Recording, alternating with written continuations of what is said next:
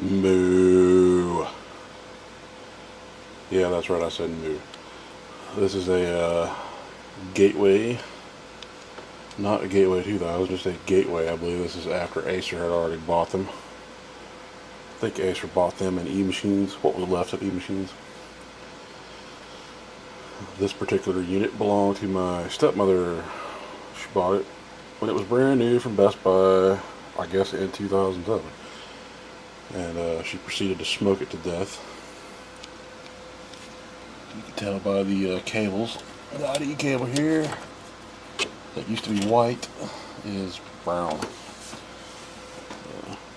And if the lighting's poor in this video, I apologize. We're shooting it all naturally with a window light. It's almost sunset here.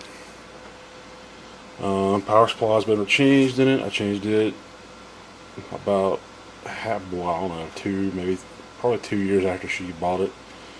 It was already out of warranty, and it got smoked to death as well. The fan bearings seized up, and they were non-accessible bearings.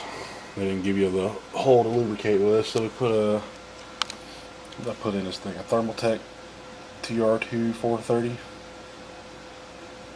Plenty of power for this whole thing. And it's a dual fan unit. It's got a fan up front and a fan in the back. The CPU fan died almost immediately after purchase due to smoke.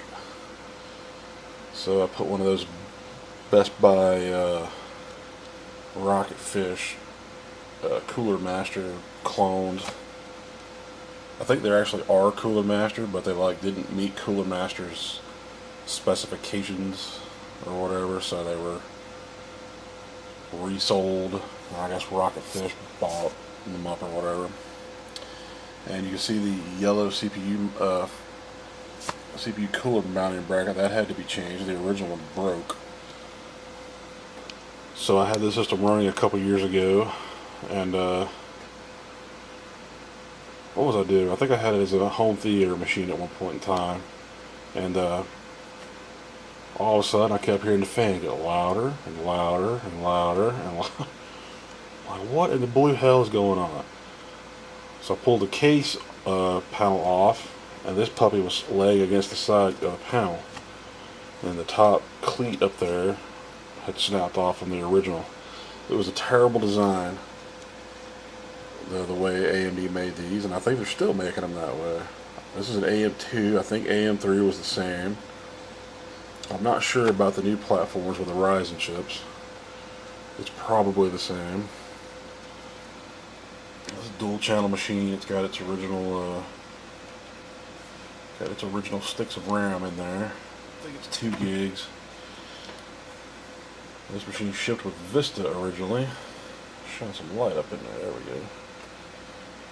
It shipped with Vista originally, and Vista Home Premium. 2 gigs was barely enough to make that thing work. Of course, I had a laptop one time that had shipped with 1 gig of memory. I think it was one of my Toshiba laptops that had Vista on it. 4 SATA ports, PCI Express. I believe it's an X16. Sure looks like it. Marvel Gigabit, I think Ethernet. Might be Gigabit, it may not be. I'll have to boot it up and find out. Realtek ALC 888 HD audio.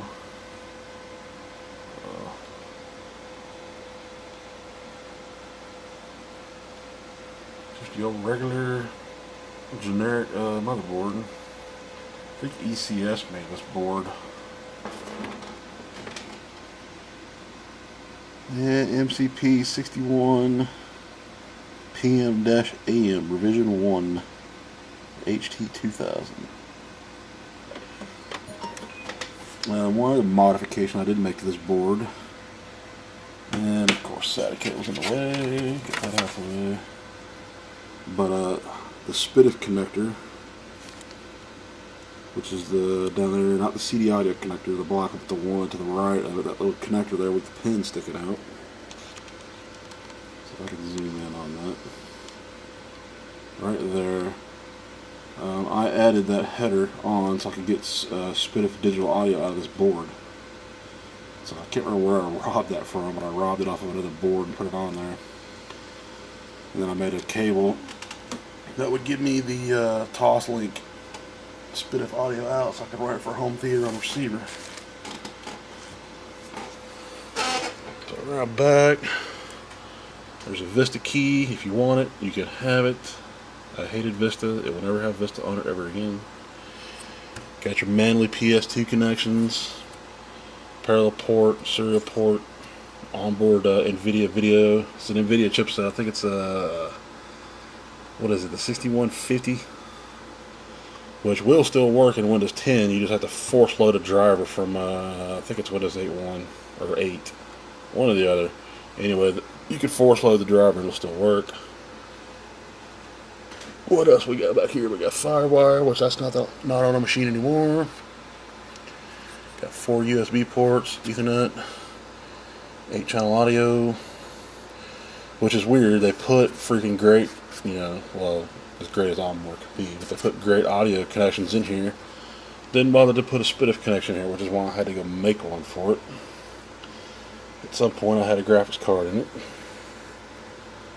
There is the model number. It's a GT-5414E.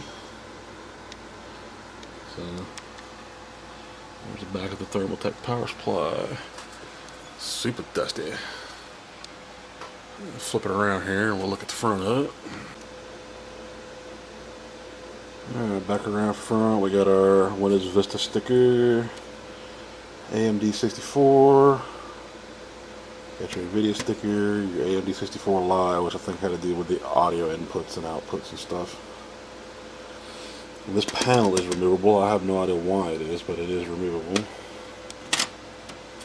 Spot for a floppy drive, which it didn't come with. Got a Firewire up front. Microphone and headphone jacks up front. Got expansion ports. Got a DVD drive in it. Front expansion. Front USB, power switch, and a built-in compact flash, SD, and all that reader, which is handy to have. The LED of this thing is terrible. You cannot have it on at night, it'll blind you. And one thing I never did do, and these don't ship with them, is they didn't put hard drive LEDs in these machines. I really can't stand a computer that doesn't have a hard drive LED. Alright, so I believe it's an AMD Athlon 64 X2 4200 or 4600 plus. I don't remember. It's been so long since I've had it hooked up. It's been sitting in my pile for a long time. So let's put some power to it and see what's in it. Alright, we got it hooked up. Let's see if it's putting a boot. Blue light special. Hey, look, it boots still. Got put up for a long time. This is the monitor that came with this machine, and it died as well. How long ago? I think it died right before she ended up getting a whole new machine and letting me have this old dinosaur, but it died for capacitor plague. All the capacitors in it were exploded. Thankfully I managed to get it from her before she landfilled it, and I went in and replaced it with all good quality Nichicon capacitors, and it's been running ever since. So this is a 10-year-old machine, so the monitor is 10 years old because it shipped with it. So, and probably 5 or 6 years ago I did the cap job on this monitor, so it's been running ever since. Voltages still look good. Old Thermaltake power supply doing its job. Everything's within spec. Looks like the CMOS battery is starting to die though. It's only like 2.6 volts. Fan speed look good. CPU temperature looks good. This thing you can run it wide open, 100% CPU load, and with that big fan and cooler on it, it wouldn't ever have any problems. But the CMOS battery still works. It's holding time. Looks like it's drifted a bit. Let's see what time it actually is. Yeah, it's drifted quite a bit actually. Well, at least the date's right.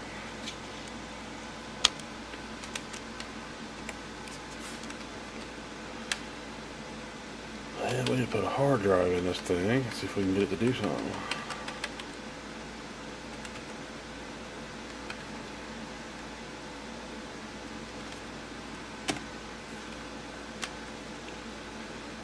So let me go find a hard drive for it. I think I actually even have the original hard drive at Shipwell, which is a Hitachi Desk Star, or as I like to call them, Death Stars, at least back when IBM made them.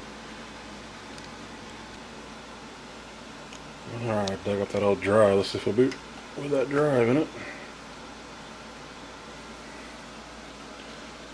And those are the Altec Lansings from one of my very first videos. I know it wasn't a very good video, but I think it helped a few of y'all save some of your speakers from the landfill.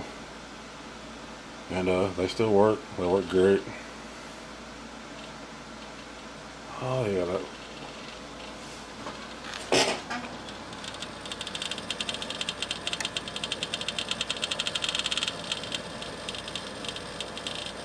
Such a loud drive.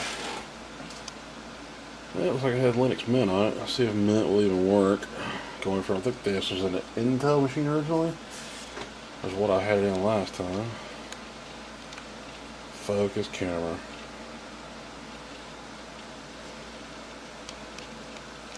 Camera don't want to focus.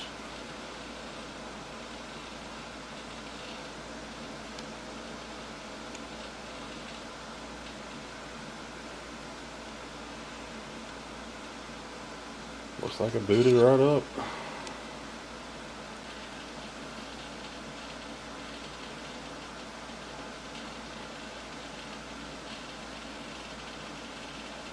Damn, that hard drive is loud. That's how it was made. It come that way. Remember when this machine was brand new, when I set it up for, I'm like, man, this thing is loud.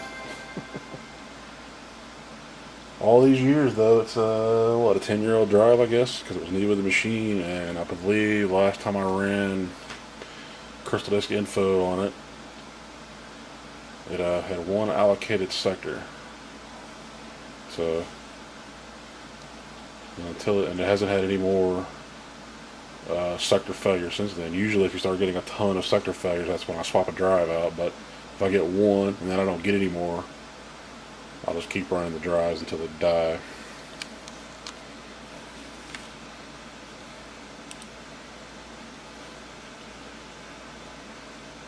Let's see. I believe Linux Mint 18.2's out, or 18.2. I think this is like 18.1.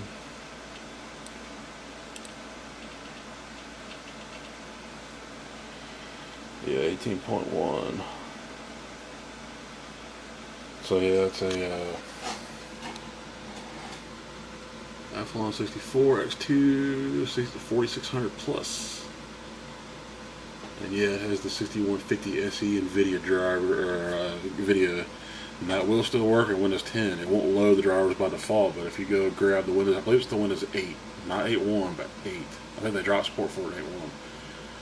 But you can go grab the 8 drivers and force load them, and it will work.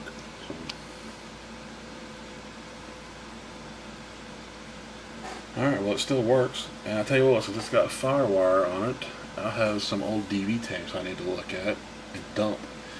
I think I'm going to get the old DV camcorder out, hook it up, and dump those tapes. I need to dump up for archive anyway.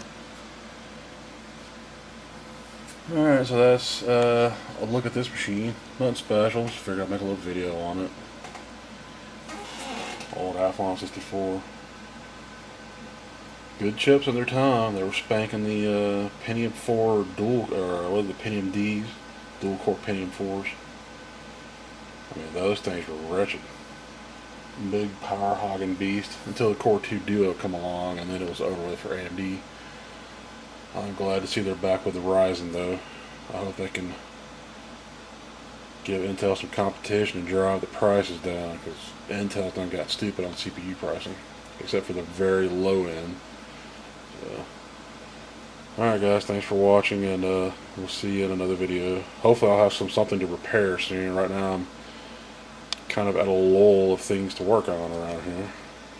Oh yeah, I found this the other day. Anybody ever have one of these? It's the Intel Bunny Dudes. Pentium 2 Bunny Dudes. I got this at a repair shop I worked at back in 97, 98. And we got them for selling a whole bunch of Pentium 2 CPUs. So it's kind of like a promotional thing. And I was looking, these things are going for like $20 on eBay now. It's pretty amazing. I've had it for all these years too. Alright, enough rambling. See you guys later.